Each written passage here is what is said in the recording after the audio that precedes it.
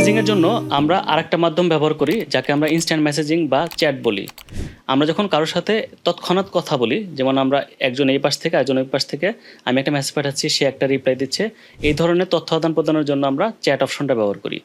Email যেমন এটা formal letter অথবা অফিসিয়াল কাজের জন্য ব্যবহার করা হয়, এবং ইমেলের ক্ষেত্রে সাধারণত আমরা তৎক্ষণাৎ কোনো উত্তর প্রত্যাশা করি না। ছোটোখাটো মেসেজিংয়ের জন্য ইনস্ট্যান্ট মেসেজিং খুবই কাজের। অনেকগুলো জনপ্রিয় অ্যাপ আছে যেগুলোর মাধ্যমে আমরা চ্যাট বা ইনস্ট্যান্ট মেসেজিং করতে পারি। তার মধ্যে যেমন WhatsApp, Facebook Messenger, Telegram, signal ইত্যাদি।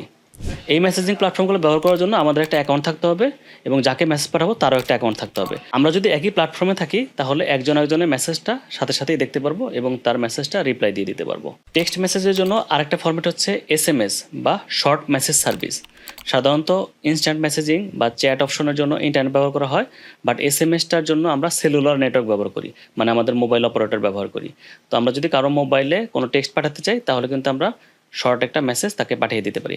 এক্ষেত্রে আমার মোবাইল নম্বর থেকে অন্য একটা মোবাইল নম্বরে SMS-টা চলে যাবে। সাধারণত 160 ক্যারেক্টারের মধ্যে একটা মেসেজ পাঠালে সেটা একটা মেসেজ হিসেবে কাউন্ট করা হয়।